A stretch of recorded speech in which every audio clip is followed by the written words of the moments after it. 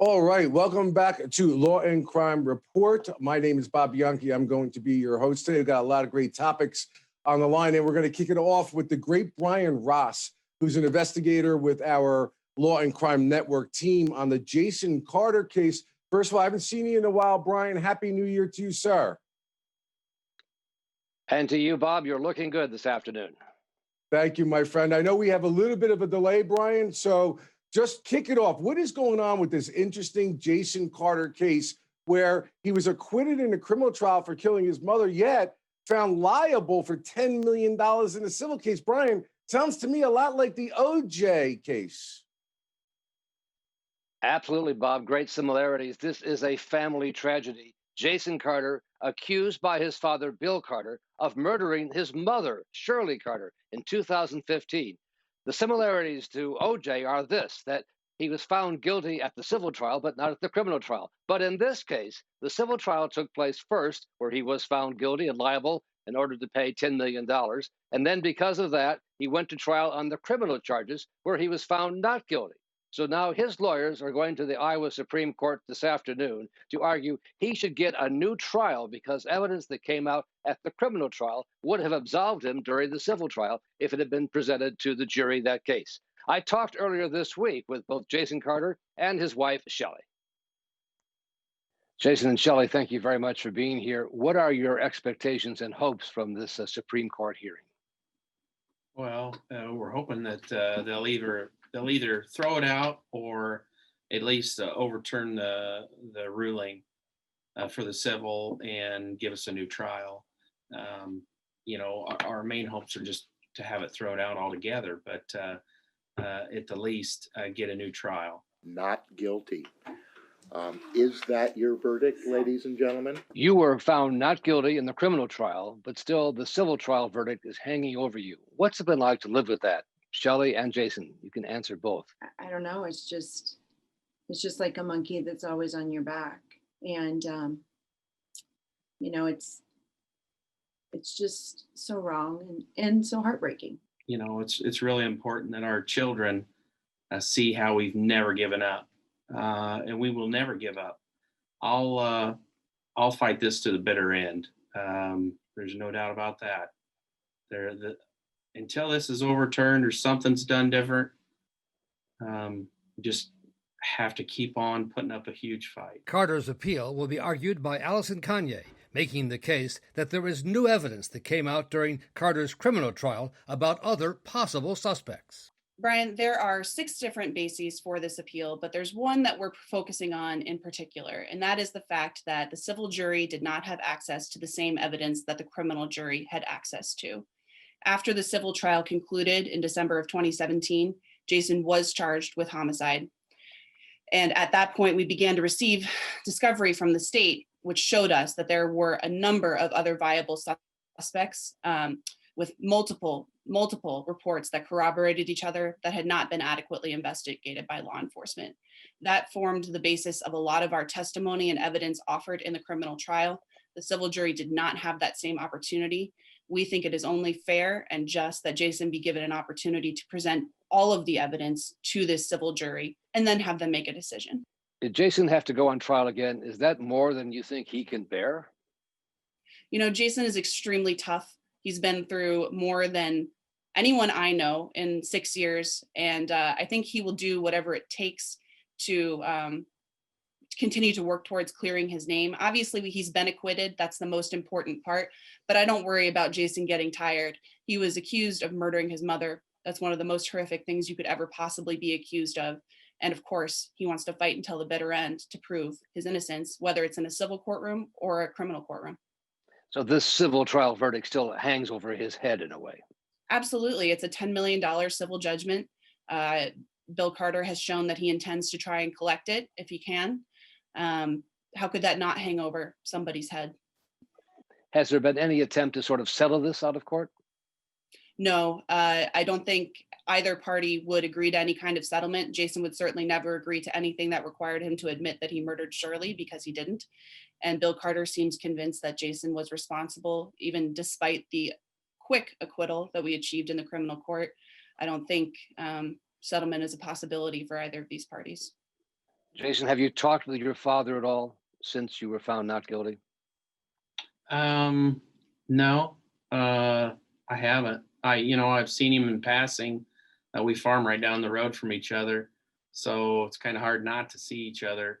You know, just driving by in the vehicle or tractor, combine, whatever have you. It's inevitable. We see each other in passing, but it's funny because one day he'll wave, and the next, you get a cold shoulder. But it goes both ways. Jason, he told us that he has tried to commit suicide at least 4 separate times. I've heard that he has tried 7 or 8 times to commit suicide, and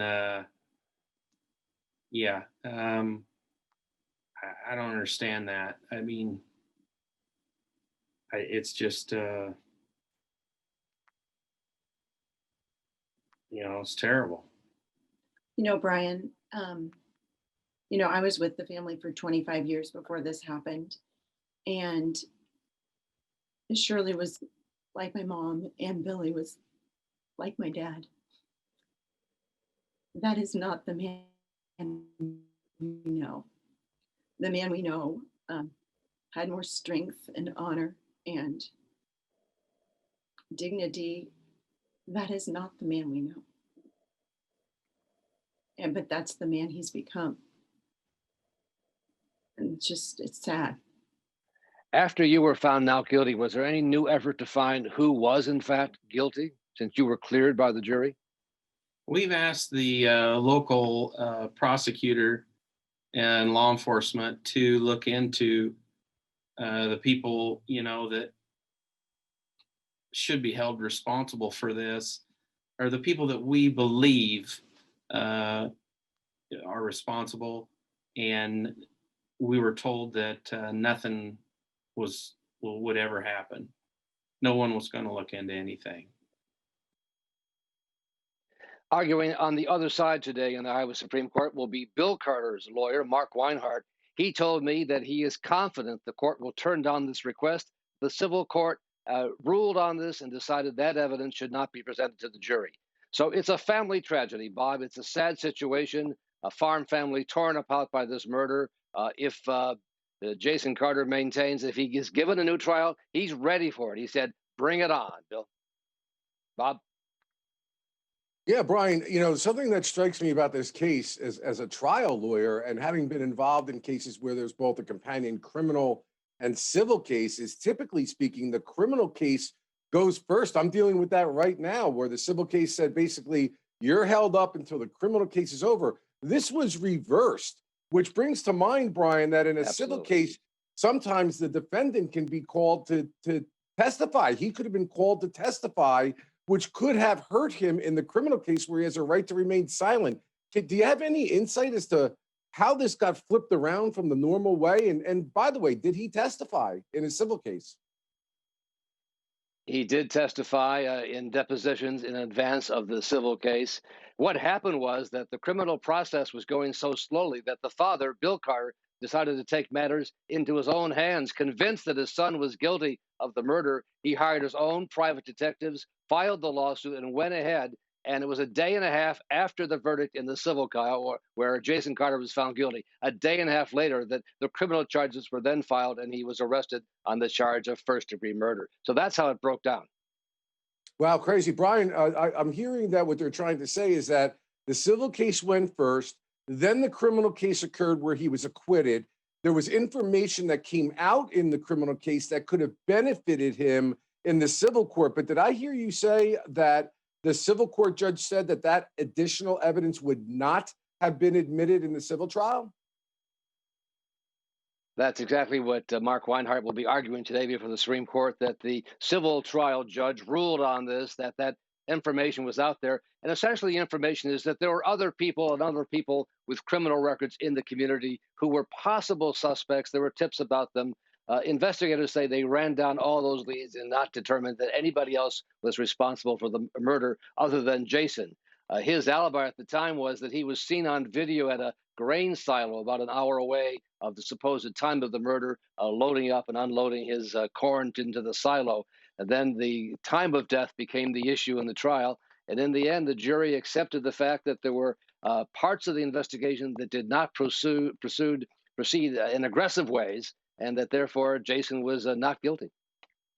Interestingly, Brian, as we all know from the OJ reference, the standard of proof in a criminal case is proof beyond a reasonable doubt to 12 jurors that have to have a unanimous verdict. And in civil court, it's by a preponderance of the evidence, which is a much lower standard, often referred to as more likely than not. Is there a sensibility here that they're trying to argue that since he was acquitted in the criminal case, he therefore should be acquitted in the civil case, which has that lower standard? Are they arguing that too?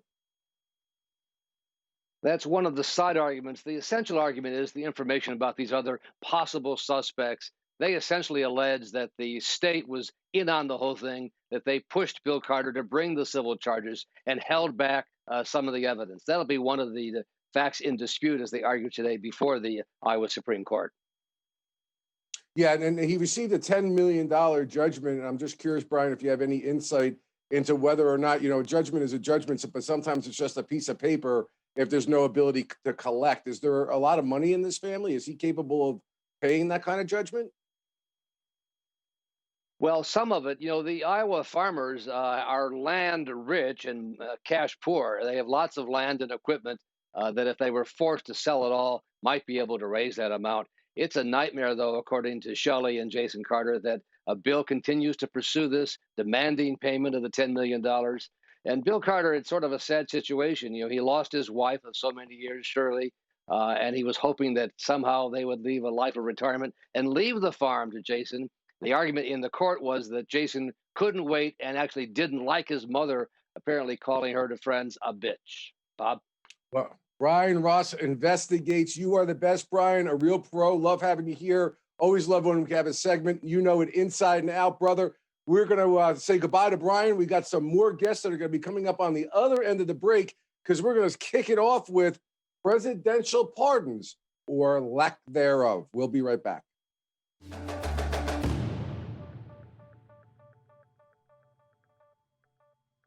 There's been a show on Netflix called Tiger King. Yeah. And the man who's the star of this is a former zoo owner who's serving a 22-year prison sentence. He's asking you for a pardon, saying he was unfairly convicted. Your son yesterday jokingly said that he was going to advocate for it, and I was wondering if you've seen the show and if you have any thoughts on pardoning Joe Exotic. Which son? It must be Don. It was. I had a feeling it was Don. Is that what he said? I don't know. I know nothing about it. He has 22 years for what? What did he do? He allegedly hired someone to murder an animal rights activist, but he said that he didn't do that, and he was. Do you think he didn't do it? Are you on his side? Well, Are you recommending a pardon? No, I'm not advocating anything. As a reporter, you're not allowed to do that. You'd be criticized by these. Would you recommend a pardon? I'm not weighing in on Tiger I don't King. think you would. I don't think you would. Go ahead. You have a question? like Joe Exotic. I'll take a look. Is that Joe Exotic? That's Joe Exotic. Well, that tiger did not have 9 lives. And I'm going to tell you, somebody that's going to be my guest is going to be upset I said it because I stole his line when we were on break to talk about that. We'll have him on in a second. But guys, there's the president joking around about the Tiger King. We can finally put to rest that Joe Exotic is not going to get a presidential pardon. Always reminds me of that movie Idiocracy, which I love. But there were 73 other pardons as well as 70 commutations. Let me bring on my guest. The first one, the star of the line, the tiger didn't have 9 lives, is my good friend, Mike Koribanics. He is a law and crime legal analyst, former prosecutor. We serve together as prosecutors, and we also work as co-defendants on cases right now. He has a criminal defense practice here in New Jersey, and he is a certified New Jersey Supreme Court trial attorney, one of only 250 out of, God help us, over 90,000 lawyers in the state of New Jersey. And we also have John Delatorre is with us. He's a licensed psychologist out of Arizona and Texas, psychological consulting services out of Mesa, a forensic psychologist, and provides therapy and assessment and risk assessment for adult offenders and general risk assessments. Always love having John and both of these guys on the show. All right, Mike, I'm going to go to you. You came up with the line that he didn't have 9 lives, the Tiger King.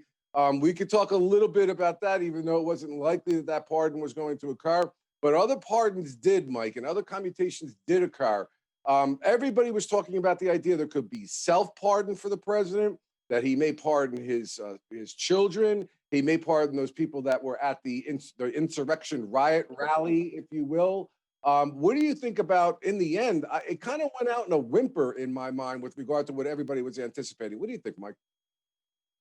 Bob, I've got to tell you, you know, you and I, as you mentioned, we have experience in the courtroom.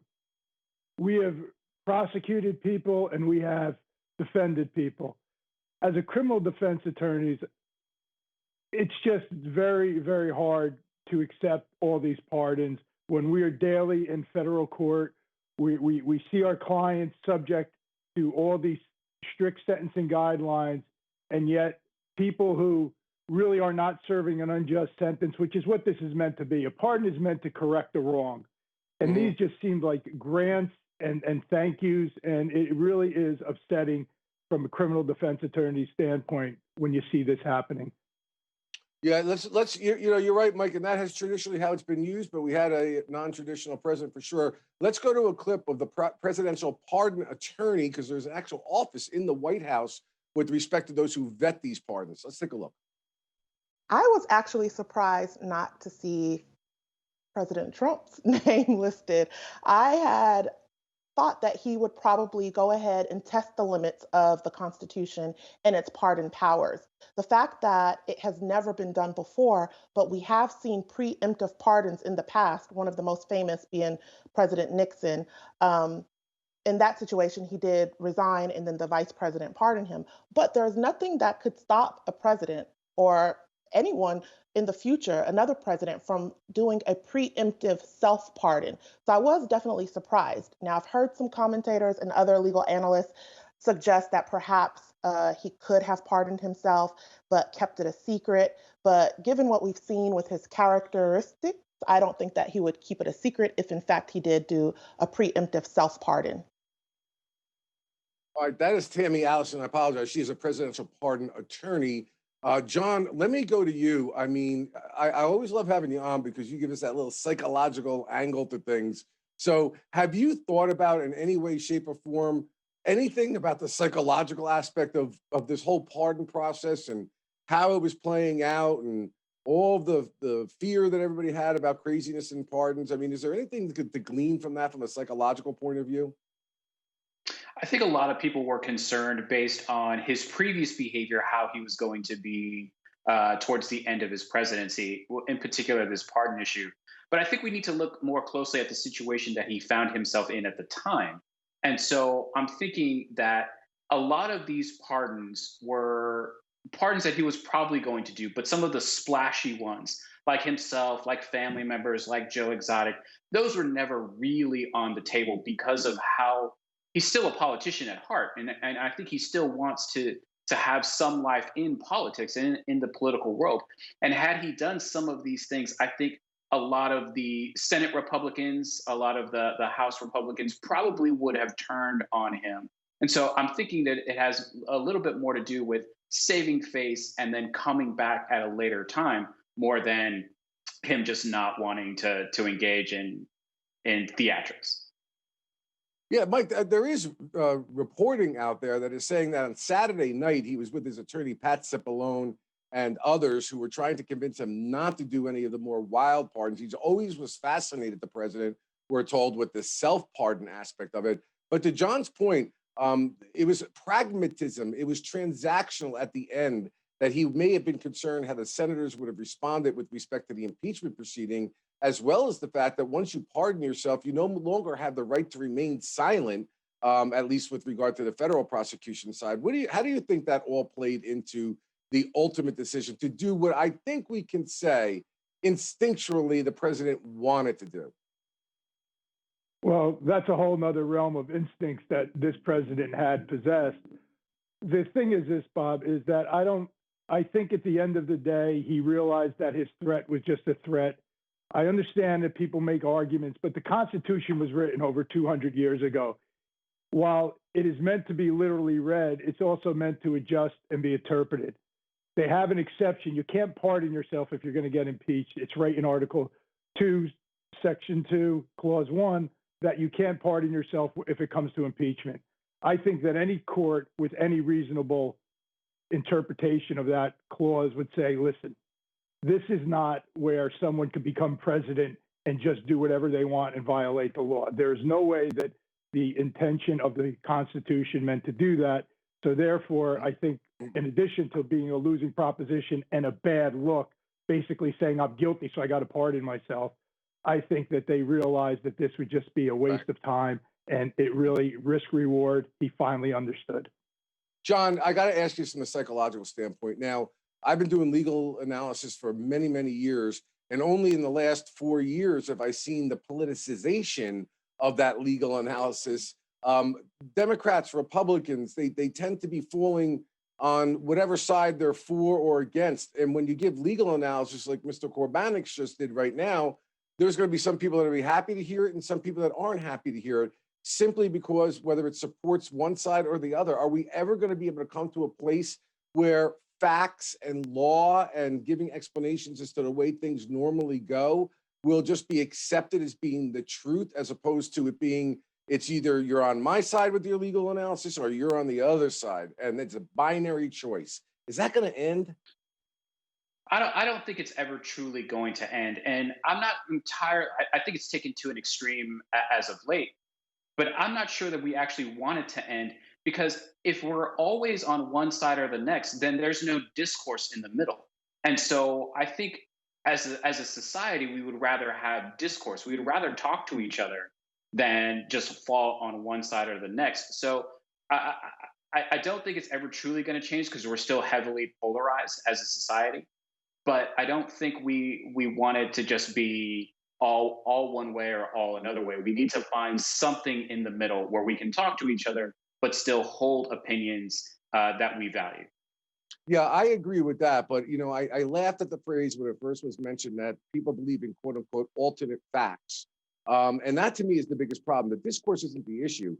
It's just that we can't come to a unified set of facts that seem relatively objective to most, but are politicized in the eyes on both sides of the equation. Guys, we've got to take a quick move to Fotis Dulos, who is back in the news again. As you know, he was accused in the disappearance and murder of his wife. He later committed suicide, but this investigation is not over. Let's take a listen to what the police are doing with regard to continuing to search for the body of the victim in the case, which has to date still not been found. As many of you are aware, over the past day or so, our Western District Major Crime Squad detectives have been on the property, following up on leads and continuing to investigate the disappearance of Jennifer Dulos. Again, this investigation is still active and ongoing. At this point, we do not have any updates to provide to the public, and we do require or request that any updates moving forward or any requests for information moving forward be directed to the Chief State's Attorney's Office. That will be able to provide you with significant updates or significant updates to the investigation. And at this point, that's what we have to say regarding the investigation. Our main goal is to, again, work towards providing the family of Jennifer Dulos some closure, and our detectives will continue to work tirelessly in the direction of doing so. Thank you all. Right. So within a couple of days ago, the police actually had an excavator that was brought to the Dulos property home, and they had actually employed the services of an individual named Perry's his last name. Perry. I'll find out what his last name is. But anyway, he's referred to as the bone finder, and he uses his groundbreaking technology with regard to trying to find things that are underneath the earth. And there were 4 locations that were identified. We don't know what was or was not taken, or if there were any developments with respect to that. And again, Mike, this investigation is just vexing to the police, because they are desperately trying to find this body. There was blood inside the home, Mike, but you can see that the investigators are continuing to search. Why do you think it took them this amount of time to start using excavators and bringing in individuals like the bone finder at this late stage? Well, Bob, as we know, whenever you hire experts to go to that level, you have exhausted all the basic groundwork of investigation to see if you have the proofs to get to where you need to get to. So it appears there must have been a lot of blocks and a lot of things they couldn't find. So now they're going to the highest levels. The one question it may be, which I do not know, is my understanding is this property was owned by the husband, who has since committed suicide, I believe. Maybe one of the things where they couldn't get enough proof to get a search warrant to enter the property, and now they have. I don't know that, but that could be a very major factor on what took so long.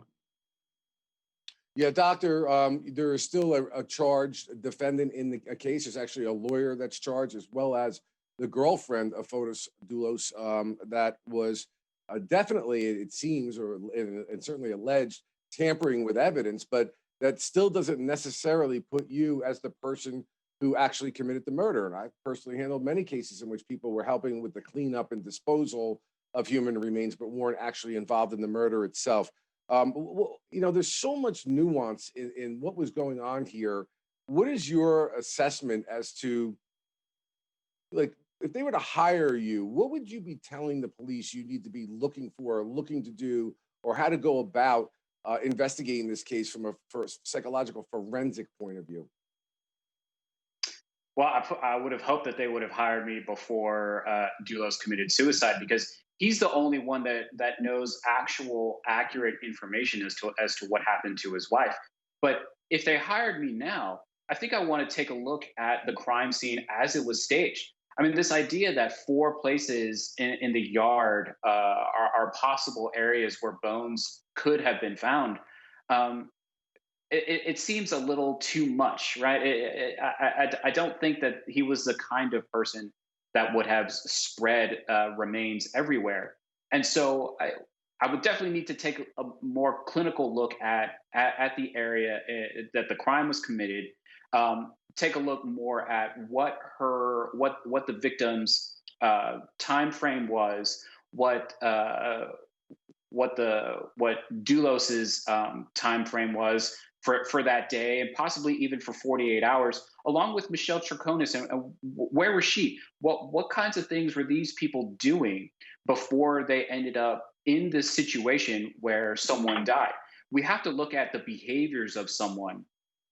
And as they're going through their day-to-day, something happens in which all of a sudden now they're going to start being targeted towards committing and then getting away with murder. And those are very different behaviors for everybody. So I would want to be looking at what they had been doing for at least the 48 hours previous. Okay. I'm not sure if we're going to a break right now. Okay. All right. Well, I did have one question with Micah, but I'll just wrap it up with this. You don't have a body. You have a situation in which the family is going to want resolution and to be able to properly dispose of the remains of the victim in this case.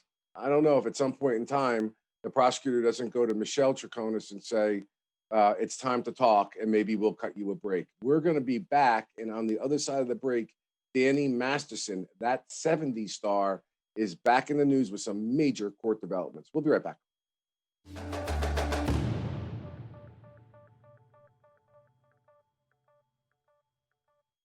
All right, welcome back to the Law and Crime Report. Danny Masterson is back in the news. That 70s show star is now being charged with 3 counts of forcible rape that could land him up to 45 years in state prison. There was an arraignment, and that's the first step in the process. And it's taken all this time for many reasons due to delays and COVID and so on and so forth. He's entered pleas of not guilty. Let's take a listen to his attorney just after he had pled not guilty on behalf of his client. Your Honor, we'd like to put this case out as much as possible. We're lacking a lot of discovery. We can't prepare for any preliminary hearing without much more discovery.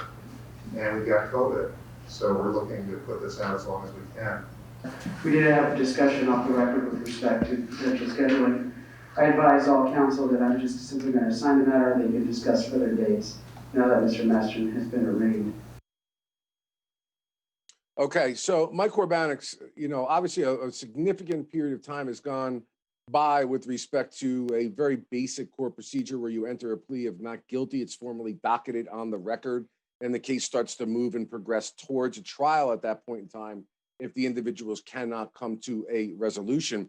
Very interesting aspect of this case, Mike, especially in light of the report that we just had from Brian Ross, is there is also a companion civil case in this particular action where they're saying, which is common, we want to hold off on the civil case until the resolution of the criminal case.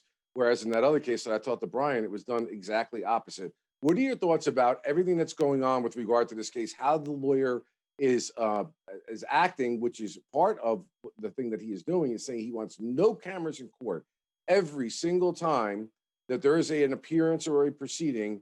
The lawyer does not want that recorded, indicating that it's tainting a jury pool, and adding to that, if it weren't for the media in the first place, Masterson wouldn't have even been charged. Mike, what are your thoughts about all that?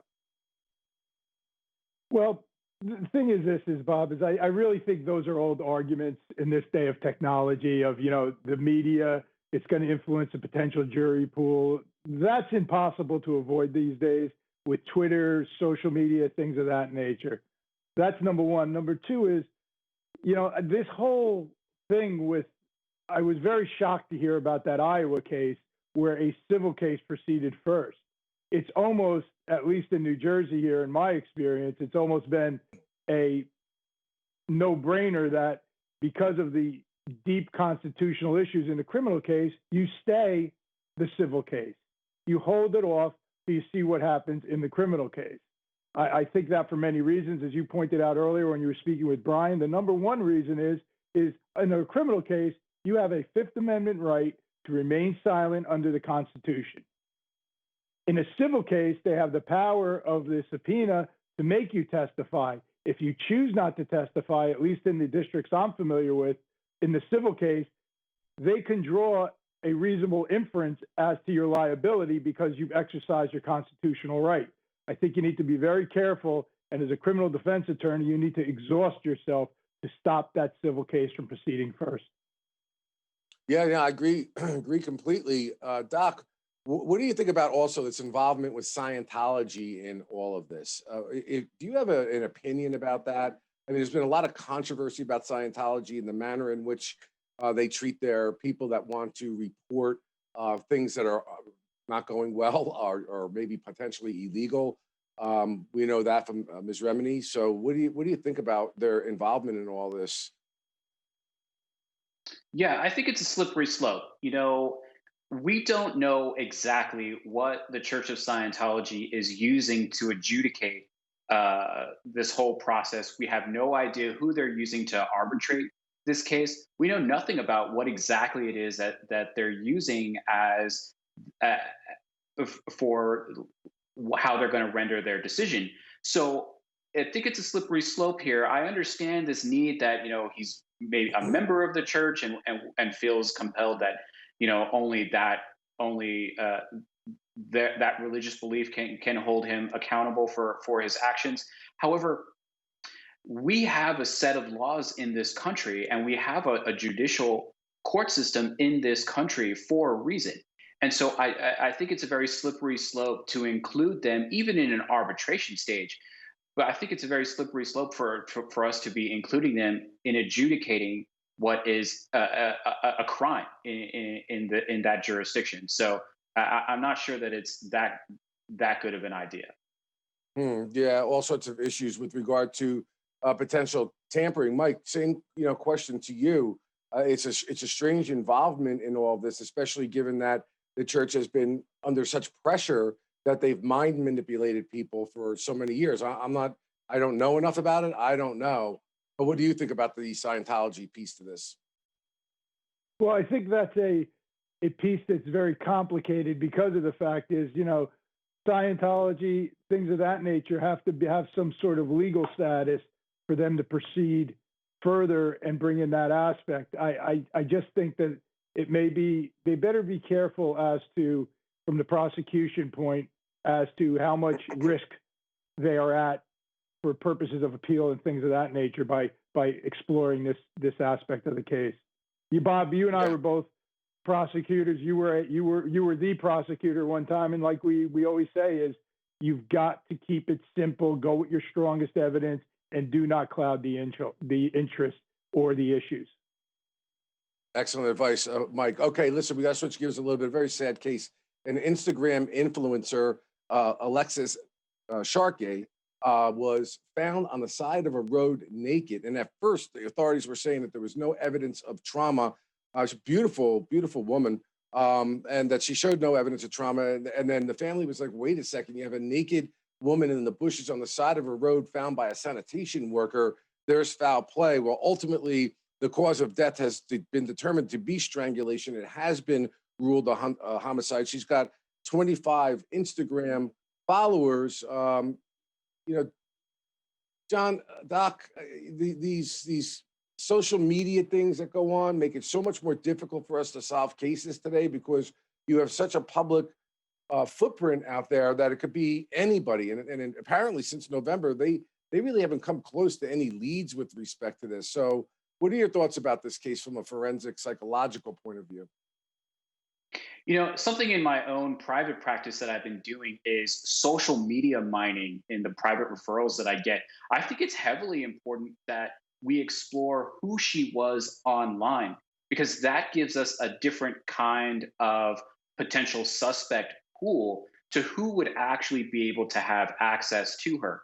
Yes, she puts herself out online for anybody to see, but social media is designed in such a way to keep that sort of electronic distance. So I wouldn't be surprised if her social media accounts play a big role in finding who the perpetrator of this crime actually is.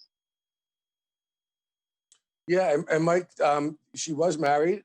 There is an allegation out there by some of the family. They think the husband may be involved in it. But can you give us an insight, having been a person that's investigated cases, the difficulty in solving them as time goes on?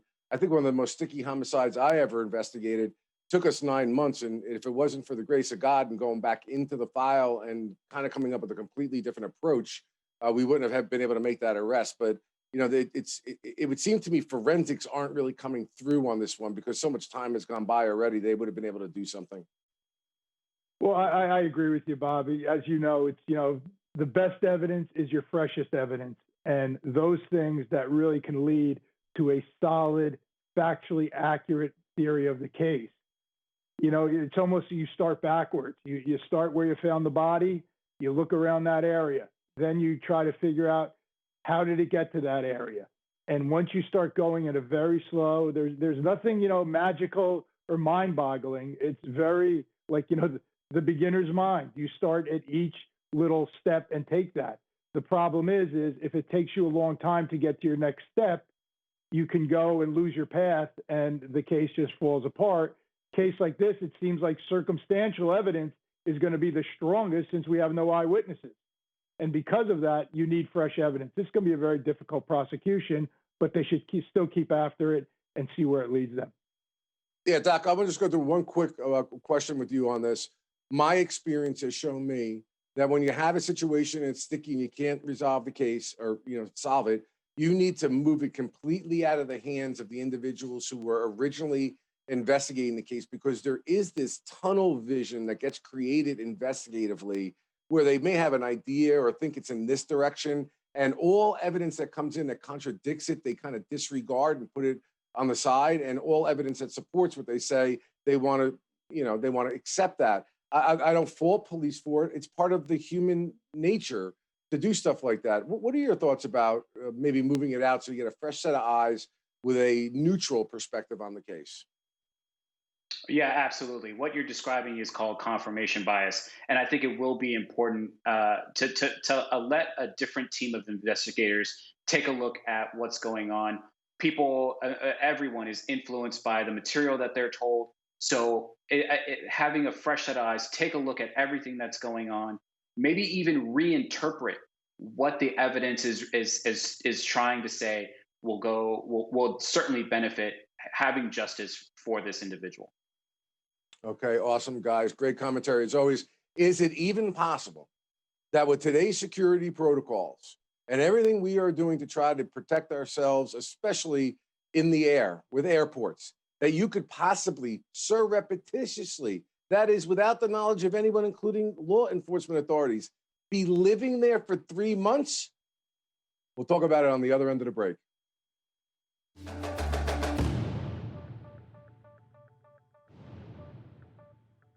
Okay, welcome back to the Law and Crime Report. Like I said before this break, is it possible you could be living in an airport, let's say an airport like O'Hare in Chicago, a major airport, for 3 months, that you're able to sneak yourself in, get into secured areas, and be able to live there unbeknownst to any law enforcement officials? Well, that is what I believe I'm saying the name right, Aditya Singh, 36 years old, did. There's a picture of the gentleman right there.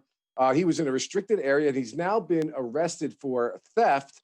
He basically had a United Airlines badge that they say was stolen, but he says he found it, and he was using that basically to stay at the airport. He was originally coming from Los Angeles back in October, where he flew into O'Hare. And I love this. When I get to my guests, I got to talk about this quote, because if you've been doing this long enough, you read a transcript, and a lot of times it doesn't have the emotion in it that like what really went on in the courtroom. But here's a quote from the judge when they were in a bail hearing.